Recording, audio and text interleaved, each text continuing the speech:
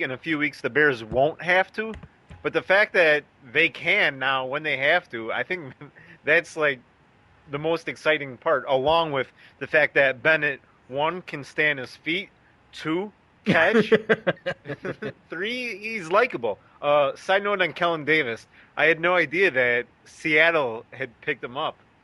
And so he was playing last night on Sunday Night Football. And really, the only time I heard his name all night was he had a false start. Making an impact. That's what we like to see. Oh no, that's hilarious. It. Oh, what can we say that already hasn't been said? The ground game. I mean, the O line. One of the O line coming together. And okay, you faced a good defensive line. I think they held their own. They gave Cutler enough time to get the pass out. Cutler doesn't seem to have to be worried or having that itchy trigger finger that we saw for years. We're talking now years and seasons before. He seems much more comfortable in trusting in the line, and they're getting that push. One of the biggest disappointments in the game to me was that they didn't trust their own line enough, and they didn't trust Forte or Bush enough to punch it in at the goal line. I didn't like the call that eventually led to an interception and touchback, but okay, they overcame it. But you'd like to think that they could just kind of get that last yard or two to get into the goal line, or to get into the end zone.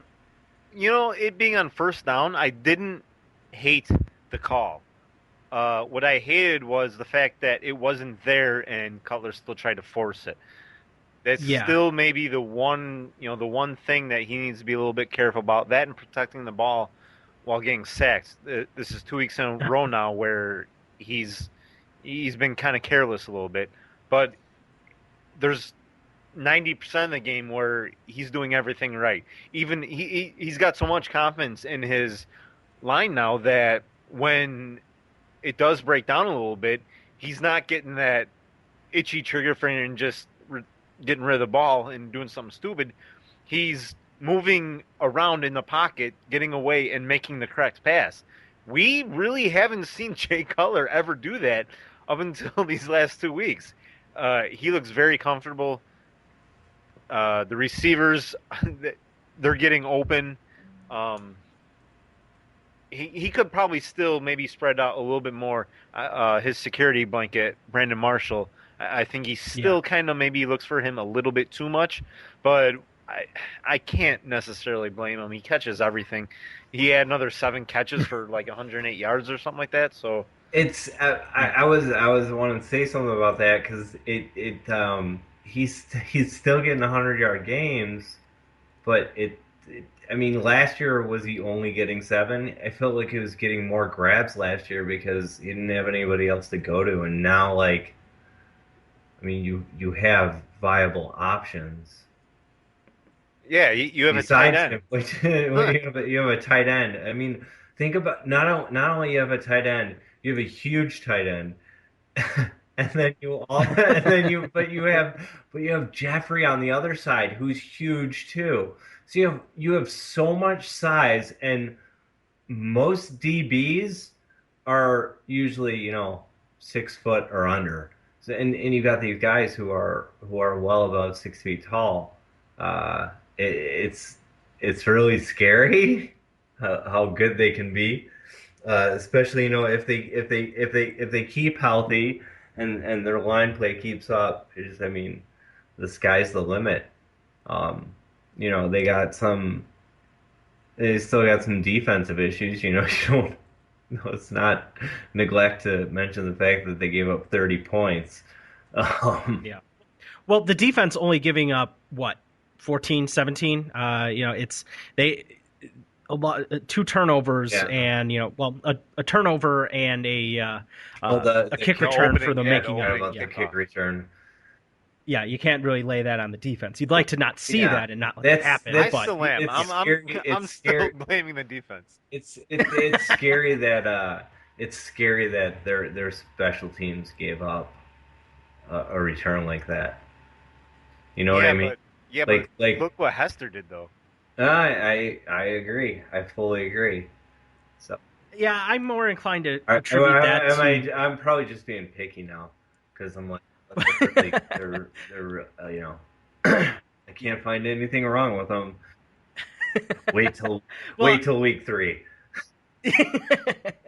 yeah, that's when the rose-colored glasses come off, and oh man, it's all knives and swords and daggers here. But I would say I'd almost attribute it more to field conditions. For those of you that don't know, it was rainy, it was slop, it was garbage conditions. And there's a game for played the there the night before. I am so mad that they even allow that. I hate the fact that the Bears do not own their own stadium. And if you're hearing that for the first time, yes, you did hear that correctly. The Bears do not own Soldier Field. They are a primary tenant, but they're still at the mercy of whatever the Chicago Park District decides to do. The Chicago Park District. God, how crooked is that? Yeah, I know, really. That for those of you who don't know, Chicago, there's plenty. Well, with any major city, there's plenty Chicago's tended to be crooked politically. Yeah. So not only, I mean, last year, I think it was either last year or 2 years ago, they had to me, they had the audacity to let a high school football tournament be played on Soldier Field 2 days before, for 2 consecutive days before a Bear game. And 6 games or something.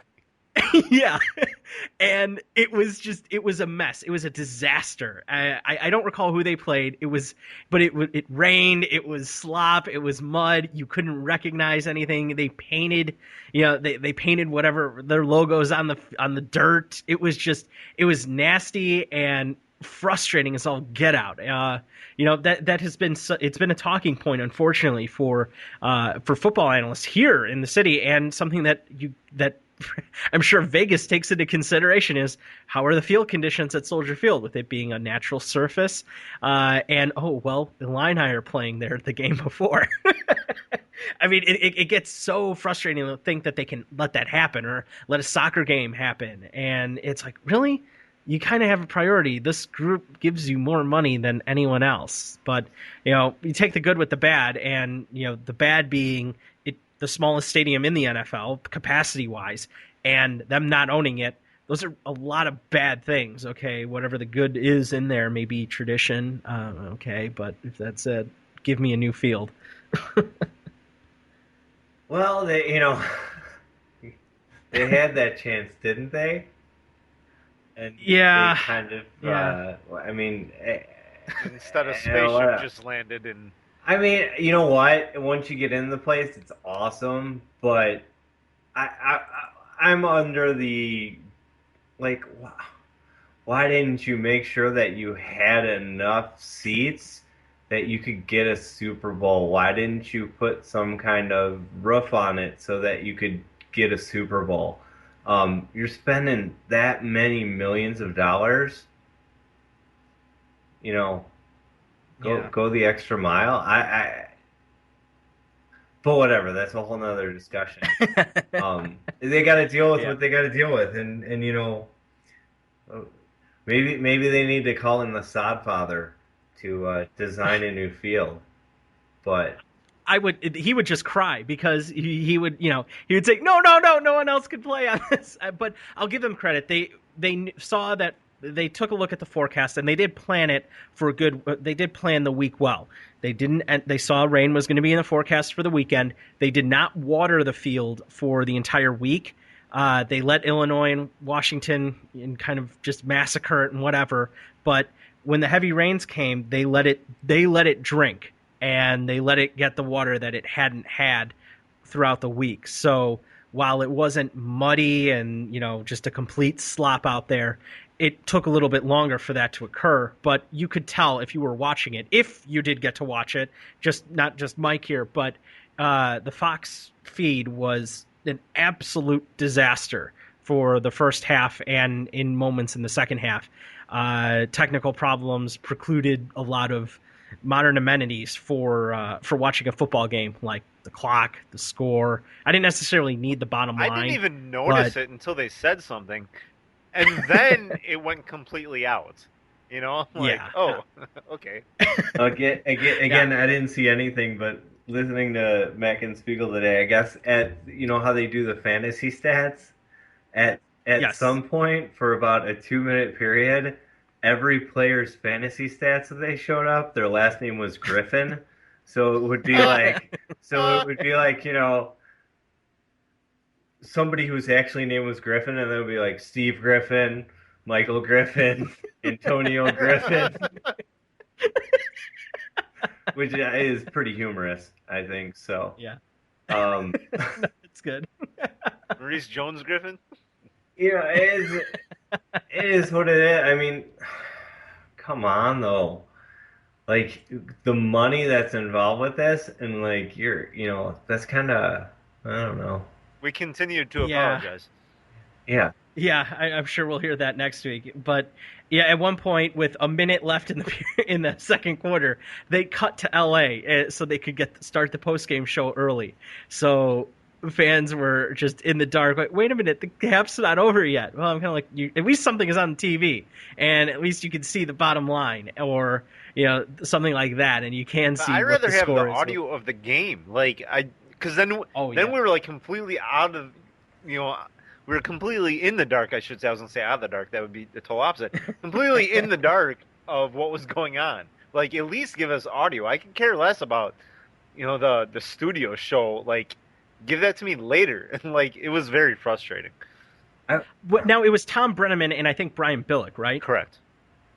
Okay, Tom Brenneman doesn't necessarily do a very good job of play-by-play. He does a good job with the TV and with the visuals, but he's certainly not giving you the in-depth description on who's lining up where, how the defense is set up, and not painting the picture for you, which, when you can't see, is kind of necessary for it. So, Yes, he's no Pat Foley.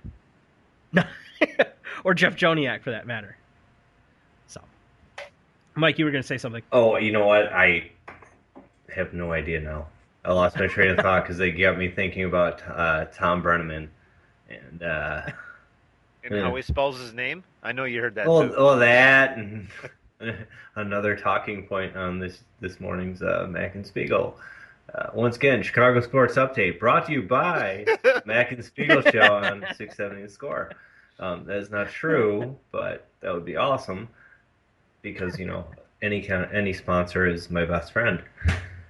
Absolutely. But the whole announcer thing is, I think there's really good ones, and I think there's guys that it's like they sound all right. He doesn't really like mess up his words or anything like that. But some are better than others. We all know that. There's all I'm one guy I'm totally not a fan of and never been a fan of is Dan Deerdorf. Just bugs me the way he sounds. So Dan Deerdorf, though, sounds better after listening to Phil Simms for a game. Yeah, Phil Simms is rough.